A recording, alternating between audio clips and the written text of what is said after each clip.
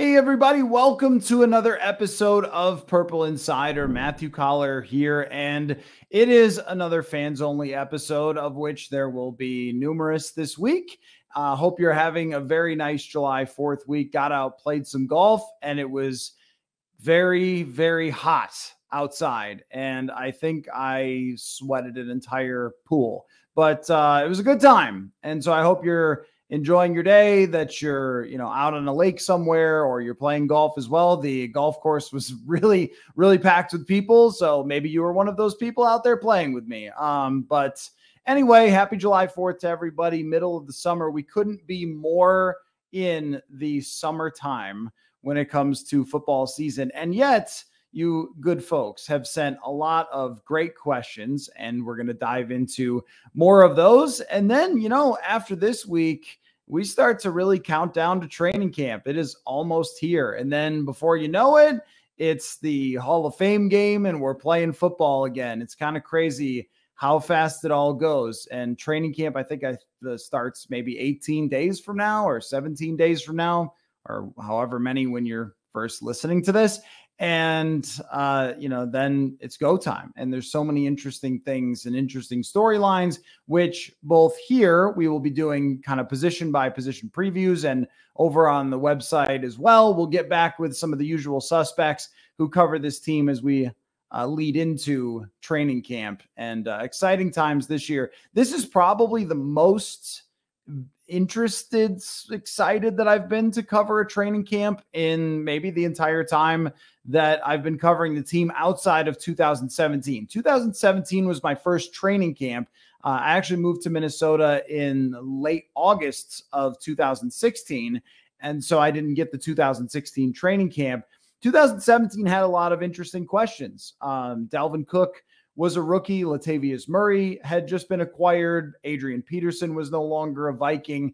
You had Sam Bradford with his first full offseason and that storyline. And then also a defense that was looking really, really good. Some pressure on Mike Zimmer. I think maybe it goes forgotten because of the way that season ended up playing out, that going into that year, after the meltdown from starting 5-0 and missing the playoffs, there was a lot of pressure for him to, get back to the postseason already. I mean, that's just how the NFL works, that the goodwill from 2014 and 15 that had built all of a sudden felt a little more on rocky ground. So there was a lot of storylines that year. And 2018, I should also give its proper credit. The first training camp with Kirk Cousins, John DeFilippo, offensive coordinator. So every year is a different thing. And then, last year as well, we knew a lot of the same faces, but we didn't know the coach and Kevin O'Connell and how things were going to look. And that was fascinating on a daily basis to watch the offense have some great days, some bad days.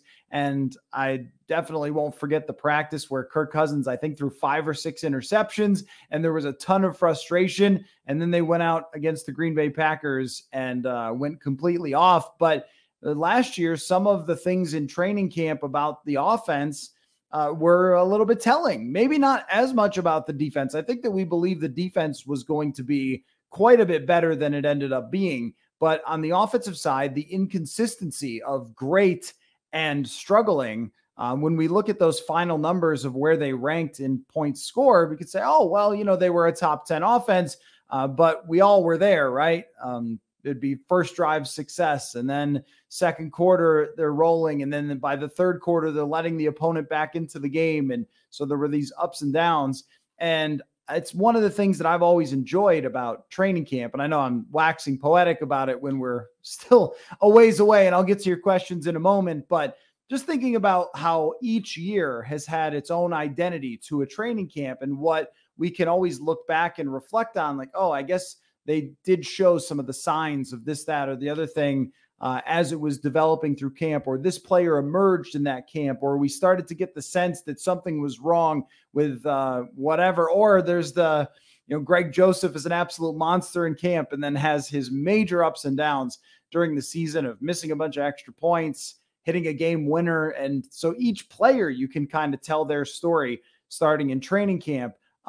But maybe different this year is not just the overall intrigue where there always is, and some years stand out, more than others, in particular because of the coach or one major acquisition.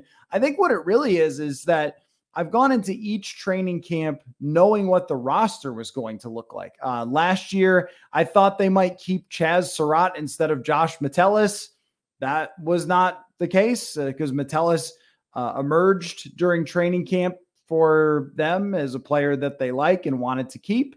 That entire draft class that Chaz Surratt was a part of did not work out and all ended up dispersing elsewhere. But aside from that, I mean, okay, you miss a couple of fringe players on the 53, but all of the starters were pretty much set going into training camp.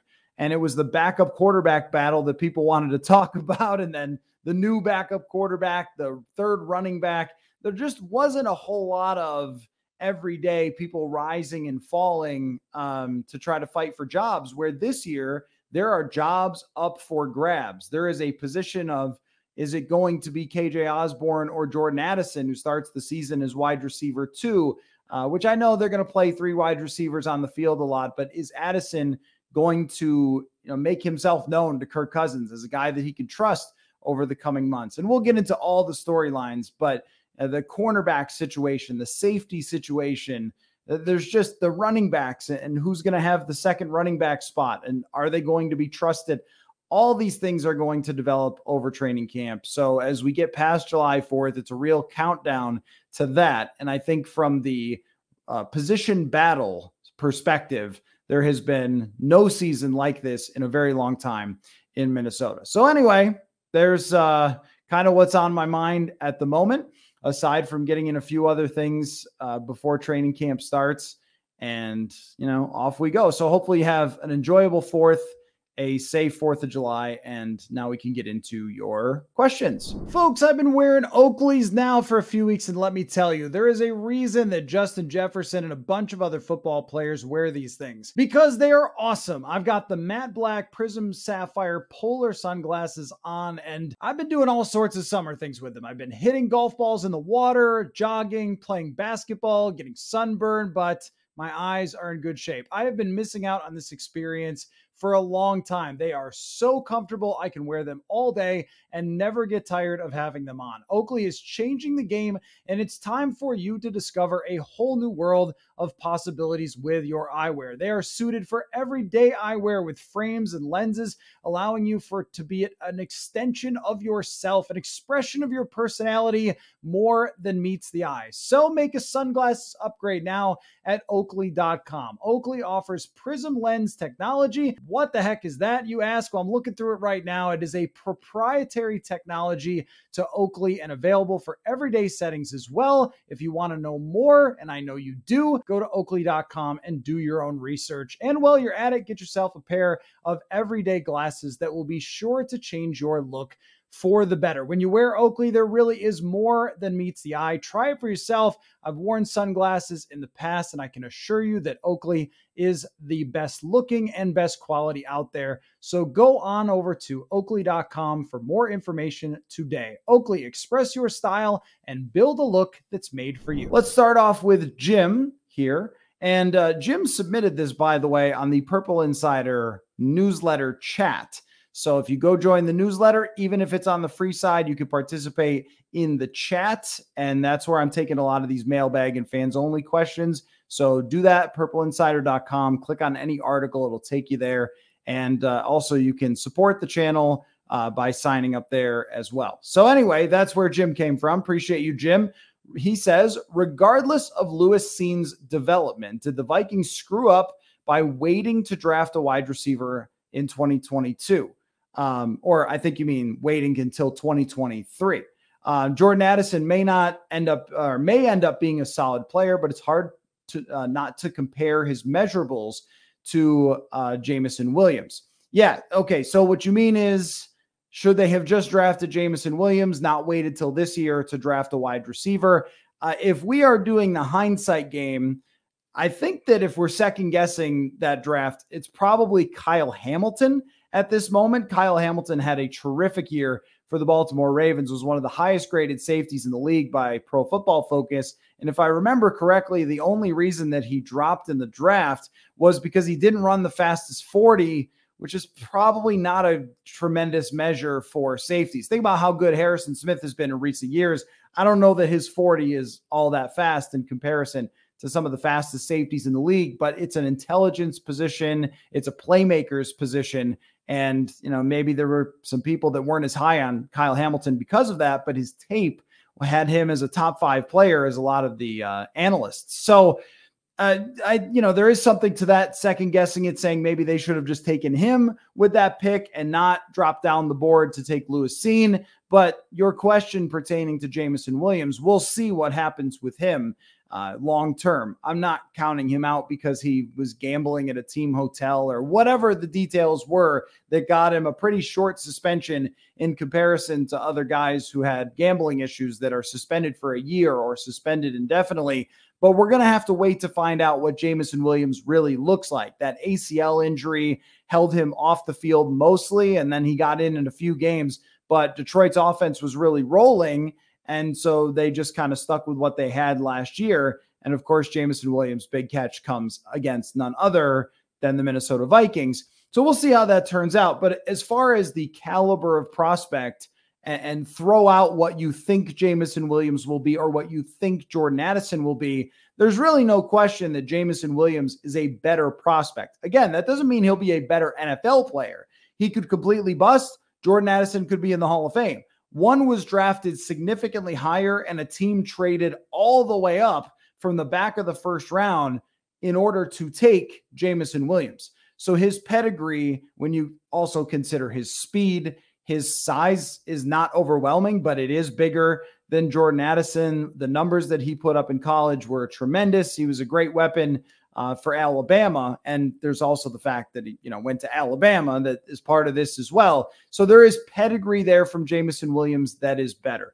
There's also another part of this second guessing that goes back to the Vikings keeping Adam Thielen and then not drafting Adam Thielen's replacement, which forced them to now draft Adam Thielen's replacement. That is also worth talking about as well. You could have figured out last year that wide receivers were going to be costly in free agency and you weren't going to be able to play in that area. You weren't going to go out and get a replacement for Adam Thielen in free agency. So ultimately you would have to draft one, and drafting Jalen Naylor, though I like some of what I've seen, was not really a solution to losing Adam Thielen ultimately after this year, which they should have been able to project based on where he was going in his career anyway, that last year was a very predictable season for Adam Thielen. So to your question, yeah, that's one that I would have been second guessing really from the start, or first guessing, I suppose you could call it, because I thought they should have drafted a wide receiver right there and then, added to their group of weapons eventually as we went down the stretch of the season, and then known that Jameson Williams was going to be the next man up. How this plays out historically, I guess we'll just have to find out. But that draft in particular and that decision, regardless, as you said, of Lewis Cine and how he develops, is going to be one that we continually go back to, especially as you've seen someone like Josh Metellus develop. They seem to like Cam Bynum. He's still the starter as of this moment. And Harrison Smith decided to stay, which I don't know that they knew that he was going to stick around. So they probably thought they were drafting Lewis Cine to be starting this year. And at least going into camp, he's going to have to go a long way to jump over those other two guys to be the starting safety. As far as Jordan Addison, though, I think that when you talk about measurables, that the measurables have not been particularly predictive when it comes to wide receivers. When we look across the league at the top wide receivers, they kind of come in all shapes and sizes. There have been undersized wide receivers who are terrific. Anthony Carter was one of them. That goes back a long way, but there's Tyreek Hill right now. Not a real comparable to Jordan Addison, but a very undersized type of player who dominates. There's been big wide receivers. There's been Megatron. There's been Randy Moss. There's been taller guys, Terrell Owens, who have dominated. There's been your Wes Welkers and Julian Edelmans who come out of the slot, and they've dominated. I mean, there's a lot of different ways to do this. And Jordan Addison is a very quality prospect who I don't think his odds are vastly different from Jameson Williams that he ends up succeeding. So I guess the way I look at it is, of course, since I advocated it at the time to just take Jameson Williams, I tend to agree with you, knowing now in hindsight that Adam Thielen didn't have a lot left and that they were going to have to replace him anyway. But I also don't think that it turned out poorly to get Jordan Addison. He may not be of the caliber of pedigree of Jameson Williams, but I also think he has a lot of things that do translate to success. Route running, hands, ball tracking, all those things. Jameson Williams might be more of just a speedster, and he might not be able to grasp the same type of details that Jordan Addison does when it comes to route running. I mean, I think that if you had them both in a draft, it's clear what the NFL thinks, that Jameson Williams was the better prospect because he was drafted quite a bit higher. At the same time, I don't even know the draft position outside of the very top has been super predictive of these guys either, where we've seen an A.J. Brown, a Deebo Samuel become elite players from the second round.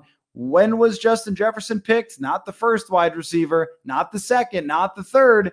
So the NFL, I think, is good at picking out where these guys should be generally in the draft, but receiver is such a nuanced position that I think it's really hard to say if one player is drafted here versus there at that position, that there's any guarantee that they'll be better. So that's how I kind of look at it, that I think that they made the right correction to draft Jordan Addison this year. If they had said, no, we're kind of going to pass on that, we're just going to go with defense, that would have been okay. And there were some good defensive players there, but I think they made the right choice, replacing Thielen long-term, trying to build with a partner for Jordan Addison. I would have done it a little earlier myself, but in the long term, this may turn out to be just as good or better for them. You know, that's the draft for you, right? That is the draft. But I think there was some reasonable first guessing when it came to deciding to pass on both Kyle Hamilton and Jameson Williams, if that's what you're asking.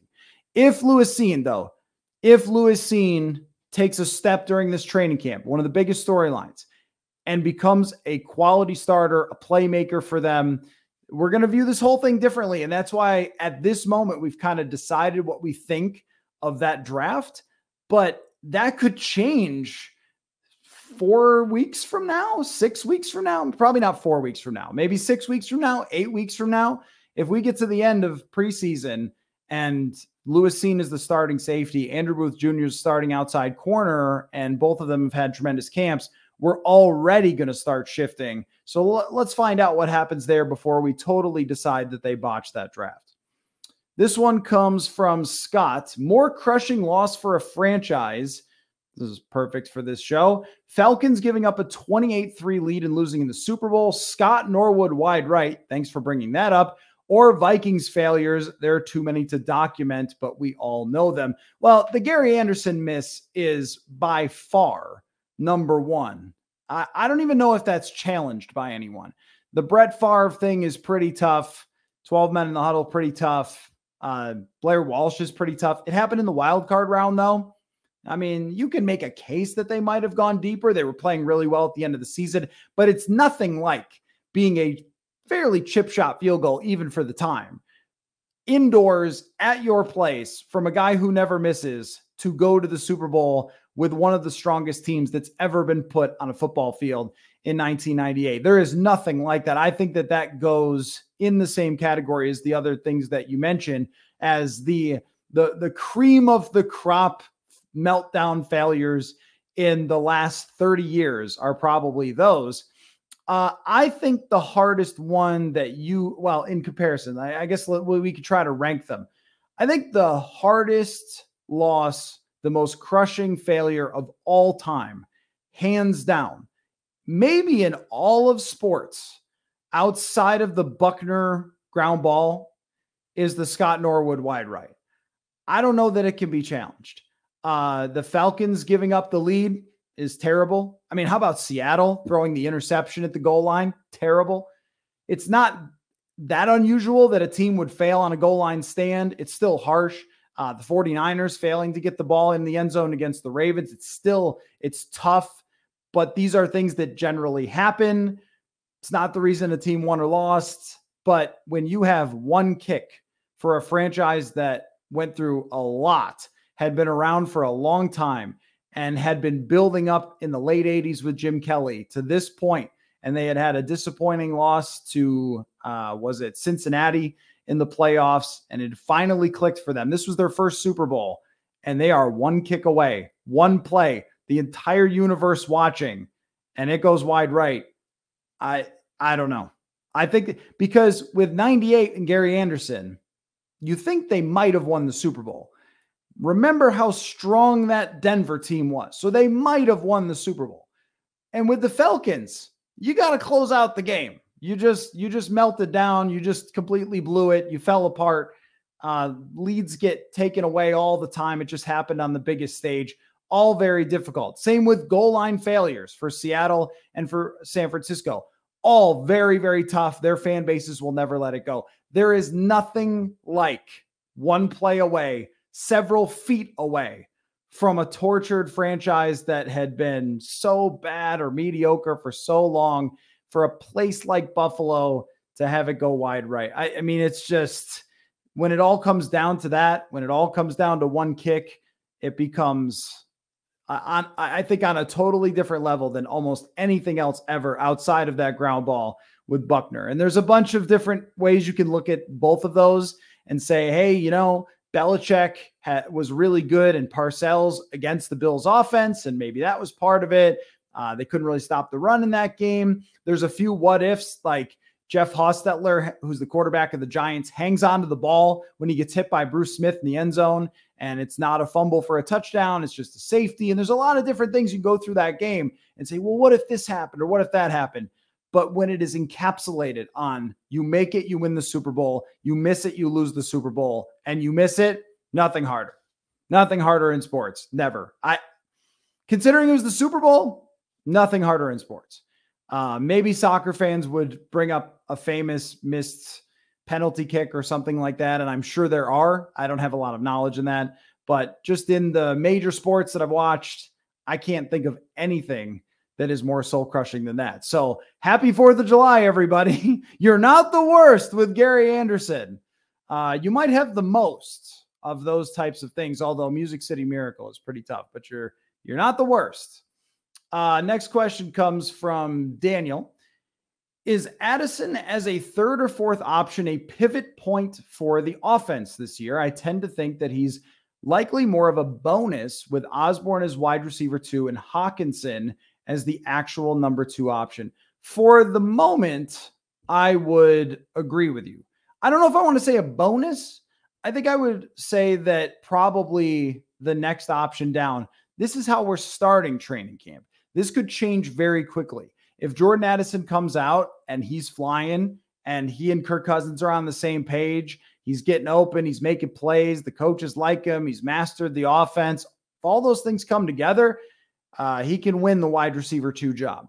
I've tended to sort of play this safe with, well, look, I mean, BC Johnson beat out Justin Jefferson for a couple of weeks, and training camp doesn't always get it right for who starts the season and is ready to go. And by the second half of the season, we could see Jordan Addison ahead of KJ Osborne. But KJ Osborne is also pretty good at football, has emerged over the last 2 years as being a solid NFL wide receiver, and solid NFL wide receiver is likely to be more consistent, understand the offense better, the blocking element of it, than someone who's a rookie, where I think there's more peaks and valleys, even when rookies are really good, unless they are, Randy Moss. So at this point, I do think that that is how it will go. TJ Hawkinson is clearly the number 2 option for Kirk Cousins based on what we saw last year. I mean, I didn't even realize this because it was kind of happening with a lot of other stuff going on and all sorts of crazy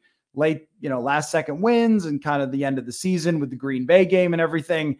And the way the playoffs ended, that the only tight end in the league who had more targets and more yards last year than TJ Hawkinson was Travis Kelce, who's one of the greatest tight ends in the history of the game.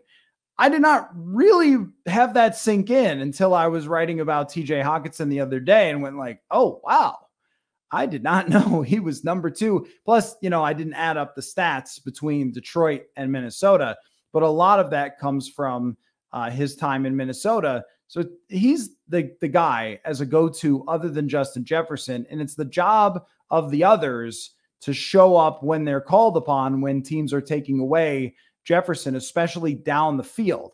And that's where, Jordan Addison, I think we've maybe talked about this a little bit, but like, what's a successful season for Jordan Addison? If he's got 500 yards on 35 catches and he's got some downfield plays, I don't think that's a failure, because I think you want him to be that extra option. As of right now, this is a projection right now. You want him to be that extra option where KJ Osborne, will be solid and make some big plays. But there's only so many passes to go around. And even if they are playing in a lot of shootout types of games, if you try to think, well, he's going to get 70, 80 passes or something right away. Well, with Jefferson and with Hawkinson, that's just hard to project. And, Osborne still being a trusted weapon for Kirk Cousins. So sometimes we put fantasy numbers on these things, and that's how we decide whether it's how well someone performed. But if he can give them just what I described, 35, 40 catches in a wide receiver 3 situation, they could still have a great passing offense, and you could still come away feeling very good about his future, depending on what those look like. It's just that targets are going to be a little bit difficult to come by at times. So he could blow by those expectations. That's within the realm of possibility. That's kind of where I'm setting the bar, though, is not crazy high. But I think that was something that was missing last year. So you're talking about it as a pivot point. And I think that's true, because if Jordan Addison does struggle and can't really get on the field the way that we expected him to, and they're running more 2 tight ends, or they're throwing out Jalen Naylor, this is something we saw with Laquan Treadwell years ago. I do think that is going to make the offense sputter a lot more, to not have that one more option. And I just think that when you look at the best offenses, unless they have Patrick Mahomes, but even then, we talk about Patrick Mahomes wide receivers as if they didn't exist, but they got Kadarius Toney. He made a big play in the playoff game. Juju Smith-Schuster is a proven receiver. He had a lot of good at the wide receiver position and great at the tight end position. I think when the opposing team can't really just focus on one guy, that's when you're at your absolute best. So sometimes that 3rd and 4th wide receiver or receiving option, those are the guys that make the biggest difference. So those 40 catches, if that's what he gets, I mean, who knows, right? But if he ends up with 35, 40 catches, a lot of them being big and important, that could both, drive more success of this offense than they had last year, and also be a very good sign for his future. That's kind of a really good case scenario. Your best case scenario is that he just blows by KJ Osborne. He's the guy and everybody knows it. And you have Moss Carter. That's your best case scenario. Your good case scenario is that he's a solid weapon in year 1, and then can take on from there that wide receiver 2 role after a year kind of behind KJ Osborne. So we'll see how it plays out, but that goes under that same umbrella of very, very interesting things once training camp arrives. And this question comes from John. I really don't understand the Cousins contract restructure. Do you think that it was a miscalculation by Kwesi? I feel like he tries to keep all of his options open and paints himself into a corner. Yeah, the contract restructure thing is probably going to keep coming up, because when we go back to the start of the offseason, and if I were to have told Kwesi adofo-mensah, hey, buddy, nobody is trading for Za'Darius Smith, not giving you anything of significance. A couple of 5th-round draft picks swapped for some 6th with Cleveland. No one is trading at all for Dalvin Cook. Would you just release him? You probably would, to make the salary cap space that they need. And even at that time, if I had told him, Danielle Hunter's holding out, he's not going to take whatever you're offering, he's holding out, he's going to try to force your hand, would he have traded him at the draft, before the draft, for whatever they could have gotten back, tried to get extra draft capital, to continue to build up the defense, maybe pick a potential successor at outside linebacker, edge rusher? Maybe. Yeah, that's hard to do, to know all those things for sure. But I think we also could have seen all of them coming. I don't think, though, that the restructure has to crush the Vikings' future. So one thing is that they can carry over cap space. We know that. There's a lot of cap coming off the books. And keep in mind that my general opinion is shouldn't have done that. You should have just let it play out and had the very reasonable dead cap hits for over a couple of years. But the plus side of the restructure, the way that it is if Cousins goes after this year, it's one tough year and then it's over. And I remember initially thinking, wait, like what was happening here? Are they going to be paying him more? And then it's spread out and some of the details were a little murky. But with that, with the fact that it can be over after 1 year of a big dead cap hit with the restructure, that's very manageable with their timeline. Now, that does restrict what they can do next year. But even then, when you sign free agents, you can set it up to have their first year be a little cheaper. You can work around some of those things. And if you're playing with a quarterback that you drafted, you're not really thinking Super Bowl in the first year anyway. You're really looking 2 years out, if that's the way that they decide to go. And the other thing is if they got another quarterback and all of a sudden they were all in, you can always manipulate the cap in short term. So if they had Tom Brady comes out of retirement to play for the Vikings or whoever, I don't know, Kyler Murray, whatever it is, then you can shuffle around things to make it happen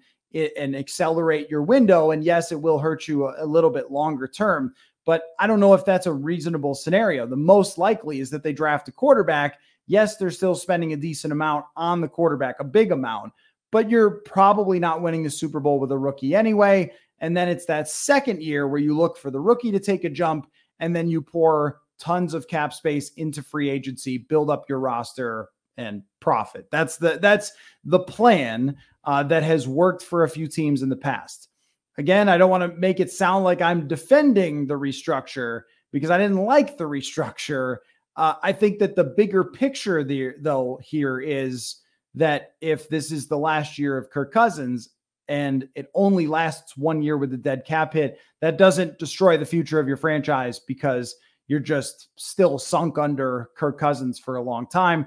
And again, with the bigger picture, if you've set yourself up to move on to the next quarterback, that matters more to me than 1 year of dead cap space. So yes, but to your point, trying to keep all the options, painting himself into a corner, that happened for sure. That happened this offseason. And I think that there was probably too much patience maybe for some of these things where they couldn't really get answers. They couldn't get in with other free agents that may have fit for them early on because outside of Byron Murphy, outside of Marcus Davenport, they basically had nothing to work with and bringing back Garrett Bradbury, which should be included as a free agent signing. But there wasn't any other real money to work with there. And probably if they could have prognosticated a little better to how the market was going to react to their players, if they hadn't hung on for so long and tried to get that potential trade, might have worked out better. So yeah, I mean, this is the twists and turns, I guess, of trying to evaluate a general manager with such a small sample size is there are things we can look at and go, I don't know about that, man. Was that what you were trying to do? Or that doesn't really look great that it worked out that way. And then there's the bigger picture of this whole thing, which is, I think they've got the overall direction right. And maybe, picking away at, well, I'm not sure this was done right or this done right. At this moment, that doesn't matter. There will be a moment where it does. So I don't think it's crushing what they did.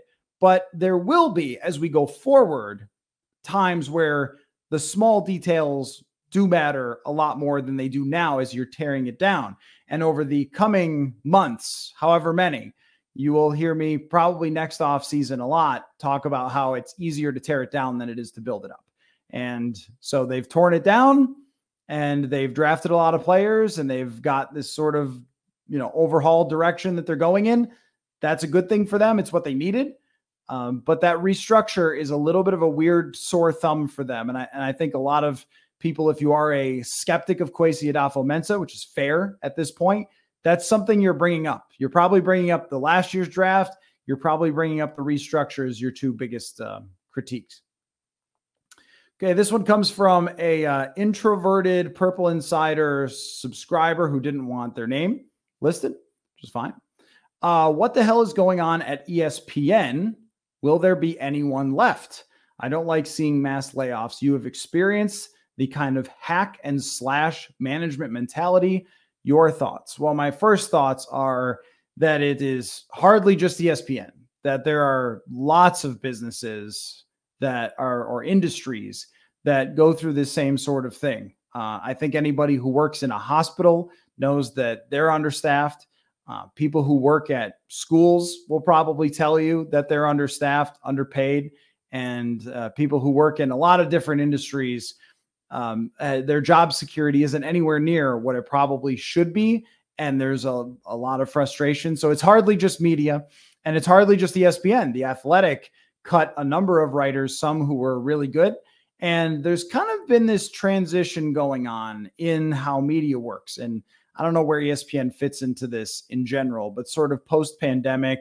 And, maybe this was happening even before that. There was a time, maybe about 8 years ago, something like that, where newspapers started to hack and slash, and they cut down. And this didn't happen to the Star Tribune, luckily, but they cut down from having these huge news staffs to just bare bones. And, you had reporters being asked to also be photographers and cover multiple beats and just be overworked, underpaid as well. And then everybody else lost their job. So this is not new in general. I think that ESPN is trying to figure out where revenue is going to come from in the future, because there's just so much cord cutting. There's so many options. There's so many streaming options for people. And they're probably laying out what is going to bring us money. I think it's unfair to pin it all on Pat McAfee, because whatever he's going to get paid, his show is incredibly popular and will probably make it back tenfold because of his popularity. And that's how they're going to have to do business in a lot of ways.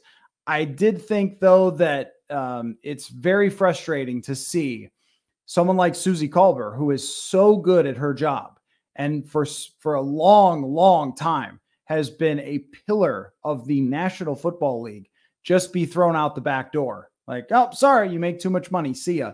That to me is wrong, and was very, very frustrating to see the way that went down. So this is kind of the industry as it is. Every ecosystem has its different reasons.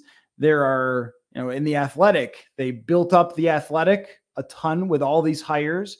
And then inevitably, when they sold to the New York Times, there were going to be cuts.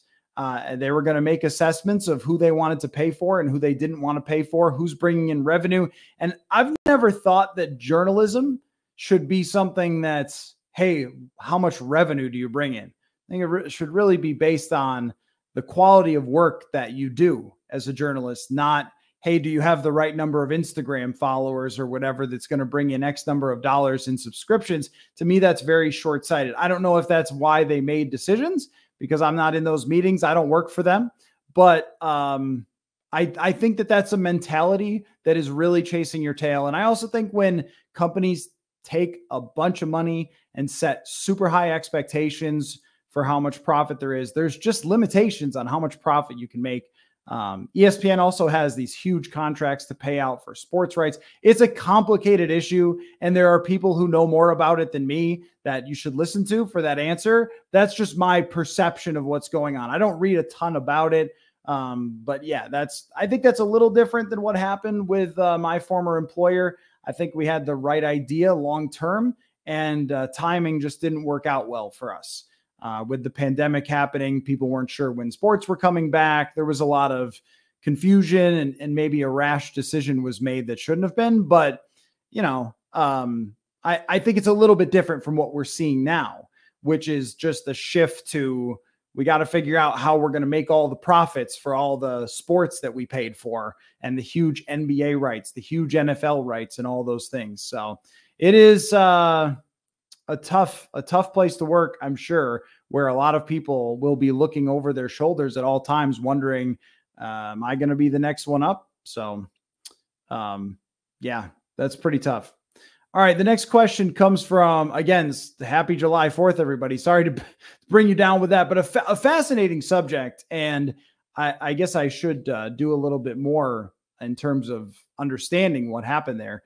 I kind of live in my own bubble a little bit. This from Jake. If they end up trading Danielle Hunter, what would be a successful season in this rebuilding year? 10 wins, 11 wins, division title, playoff win. And no, you cannot say 6 wins for draft pick purposes. It's a good question. I mean, if they trade Hunter, it's hard to see 11 wins. It's hard to see a division title. It's hard to see a playoff win because there's just not a lot of ways to pressure the quarterback. And our buddy Brandon Thorne, who comes on the show sometimes, he put out some data, which is worth looking at, that he tracked all these pressures and watched them back because he's crazy about football. He does Trench Warfare, the newsletter, if you want to go check that out. Really, really great work. But he looked at all the pass rushers and the quality of their pressures. You won't be surprised that Danielle Hunter was up there. And if you're losing that, guess who else was up there? Za'Darius Smith as well. Losing those two guys in the same season and then replacing them with Marcus Davenport and question marks on a defense that already has a questionable secondary. Yeah, I don't know. I mean, it's pretty hard to get to 11 wins or more when it comes to that. I think I will give you a less specific answer in terms of a win total of what would be a good year. The right people playing well and looking like they're going to be major parts of the season would be a success. So the difference between winning 8 games and 10 games, as you've really found out the last 2 years, is pretty small, very small. You can miss a field goal. You can get a fumble. We go back to 2021, the first couple weeks of the season, Dalvin Cook probably didn't fumble in Cincinnati. Greg Joseph missed a field goal at the end. And I mean, they're right there. And last year, Joseph makes the field goal at the end and they didn't fumble very often and, so on and so forth. So yeah, okay, if they win somewhere between 7 and 10 games, but if they do it kind of on the back of just Justin Jefferson being Justin Jefferson and they rank 28th in defense and you're still asking who the heck are the cornerbacks for the future, the running game doesn't emerge and we're just sort of shrugging our shoulders, that's not a very successful season. Even if you win 9 games that way, that's really not a very successful season. It's a successful season if Jordan Addison is good, if Andrew Booth Jr. or Caleb Evans or both are good, if a rookie emerges who was not Jordan Addison from this year or last year, if Lewis Cine is playing, if we see a major jump from a pass rusher in that scenario, say it's Patrick Jones or even DJ Wanham, who we've kind of written off, but he hasn't shown a ton of signs of being a consistent rusher, but there is a thing such as development and players can emerge. If the offensive line is really good, then, that means they're going to stay together and they're going to extend Ezra Cleveland and Ed Ingram looks good. And they made the right decision on Garrett Bradbury and they're extending, Christian Darrisaw and he had another great year. There's a way that you can win 8 or 9 games and have this be a very successful season. There's also a way you can win 10 games and have it not be a successful season really at all.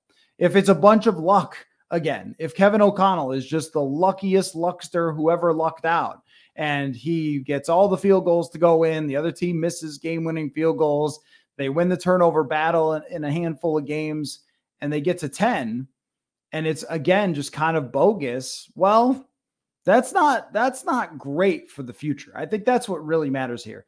Yeah, if you won 6 games and got a higher draft pick, that'd be a pretty successful season because you're looking at the the quarterback of the future, which everybody's always looking at. But since I can't say that, that's how I will answer it. It's a great question though, but I don't think that it's really based on a win total. I think it's who emerged and who played the best football. All right, let's get 3 more questions in here and always happy to take more. At Matthew Coller, send me a DM on Twitter or a regular mention. I'll see it. And you could also go to purpleinsider.com as well. Contact us, do it that way. From Francis, I know rankings week has pretty much wrapped up last week, if you want to go back and look at that on the website. but I was wondering if you'd be able to rank your 3 to 5 favorite places to consume online content in the off season. Well, yeah, I mean, PFF is always a place that I'm going to read what their people have for sure.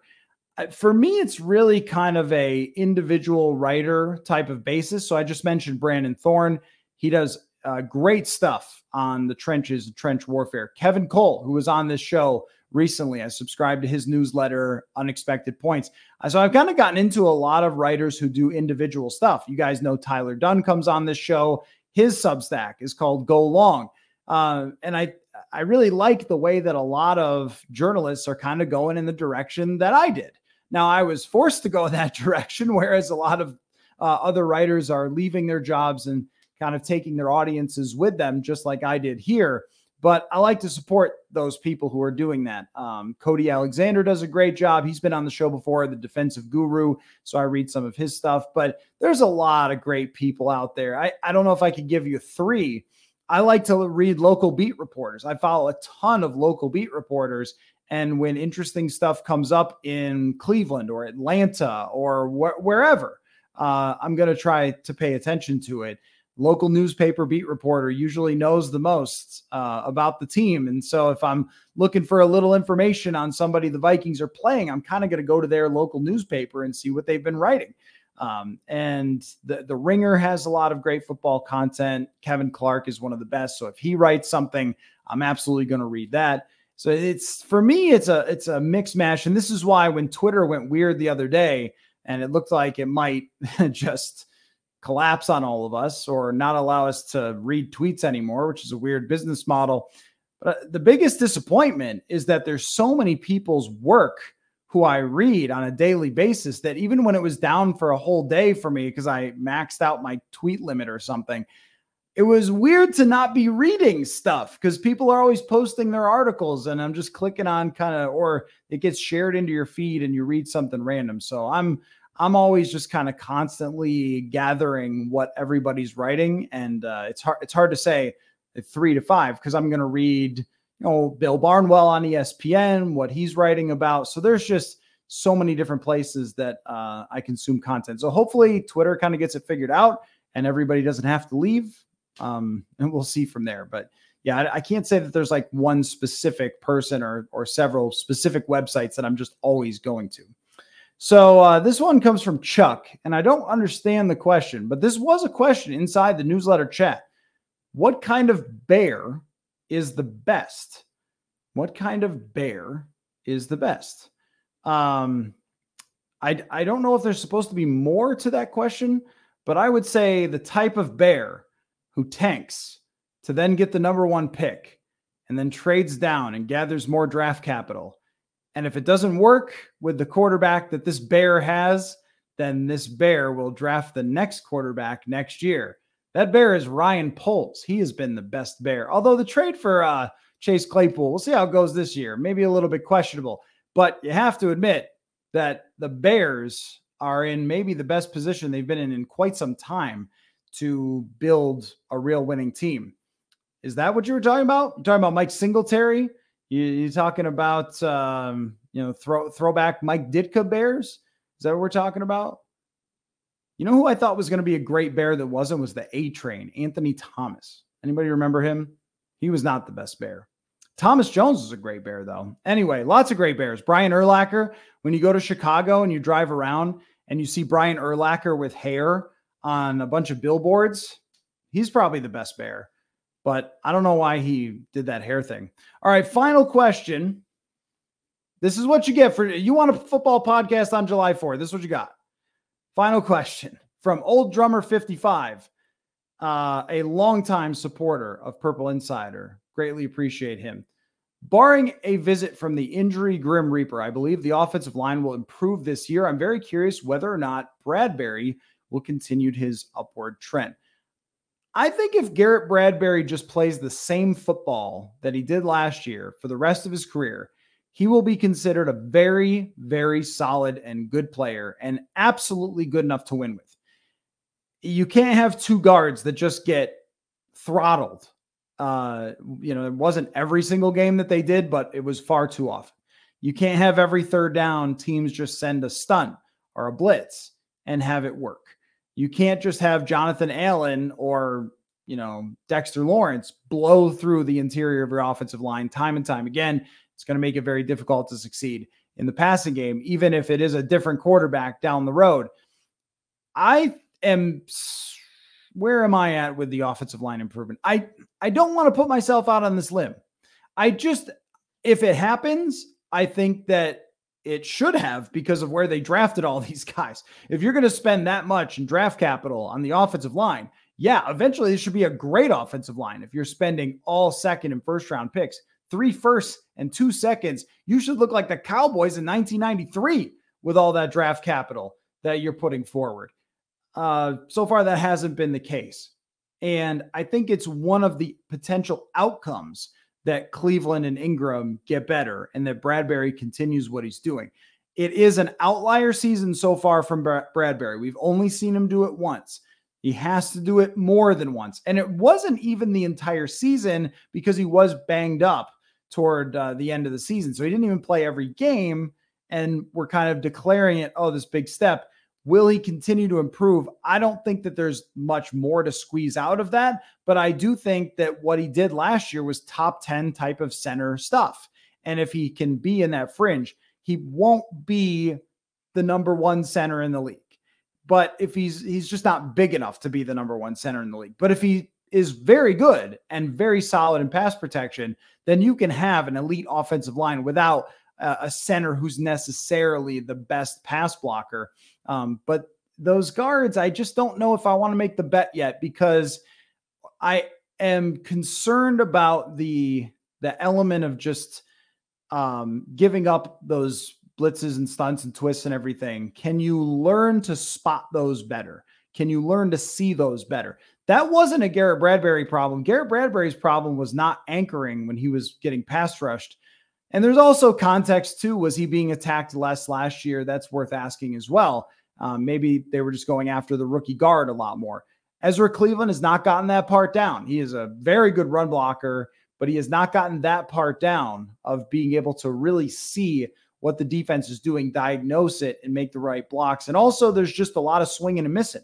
So our guards like home run hitters where they swing and miss? I think that's a question to ask. Because I don't think Bradbury was a swing and miss. Bradbury was a get picked up and driven back into the quarterback by, Kenny Clark or Akeem Hicks. Not having Akeem Hicks in the division also helped his pressure and PFF grades, I'm sure.